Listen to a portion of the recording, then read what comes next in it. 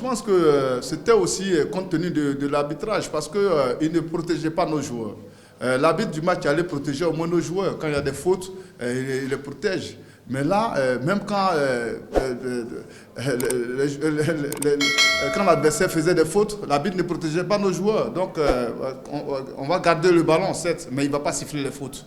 Parce que quand on garde le ballon, quand on conserve le ballon, c'est pour provoquer des fautes, c'est pour mettre quand même l'adversaire dans son propre camp, opéré par des attaques placées, mais il ne va pas siffler les fautes. Donc, on a préféré aller à l'essentiel. On a engagé le combat à l'essentiel, mais là encore, il a tenu des barrières, il a fait tout, mais vraiment, il a vraiment fait la différence. Malheureusement, moi, je n'ai pas cette habitude de parler d'arbitre, mais aujourd'hui, il nous a coupé l'herbe sous le pied. Mais c'est aussi de notre faute parce qu'on n'est pas vite rentré dans le match. Ce but-là, on pouvait l'éviter, mais ça nous sert aussi des leçons parce qu'on a beaucoup de jeunes dans le groupe. Nous, on est fiers d'eux quand même.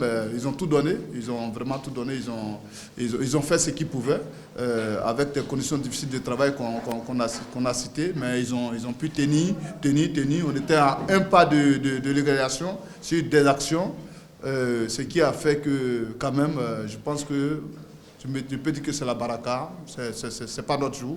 Voilà, on prend ça comme ça. Aujourd'hui, on a eu des événements, voilà, plusieurs événements. C'est-à-dire que si l'arbitre avait été ne serait-ce qu'à un cas correct comme l'arbitre du match aller, quand même, on aurait arraché la qualification. Mais cet arbitre-là, on le comprend, on ne sait pas pour quelle gymnastique les Guinéens ne sont pas venus, qui étaient apprêtés pour ce match qui ne sont pas venus. Et on a eu affaire à un trio tunisien qui est voisin à la JS Kabylie. Mais on a compris quand même quand on regarde un peu le match, mais véritablement, c'est décevant pour le football africain. Si on veut qu'on...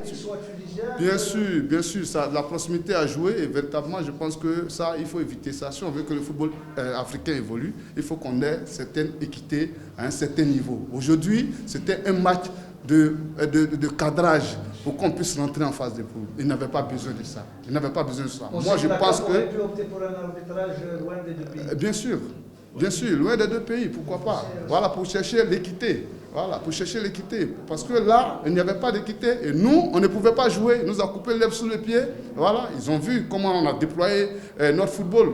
On a essayé en première mi-temps, mais en deuxième mi-temps, on ne peut pas parce que l'arbitre, il travaillait de mal en pire. Et ça, c'est vraiment déplorable pour le football. Non, je pense que l'arbitre, il a mis tout le monde sur les nerfs. C'est pas ce numéro 10, ça seulement. Même, il a fallu que j'arrive à calmer mon banc de touche. Et voilà, vous avez vu, il a mis tout le monde sur les nerfs. C'est pourquoi, comme je le redis encore, il faut inviter des arbitres de qualité dans ce genre d'événements pour maîtriser les événements. Parce que le football africain aujourd'hui est en train d'évoluer. Et vous voyez les nombreuses caméras, on ne peut pas faire autant de scandales et passer comme ça. Voilà, c'est pas bon pour l'image du football africain. Voilà, et je pèse mes mots. Je ne suis pas là pour juger les arbitres. Au match aller, on a pris un penalty. J'ai rien dit. Donc là, bon voilà, après l'arbitre fait partie du jeu.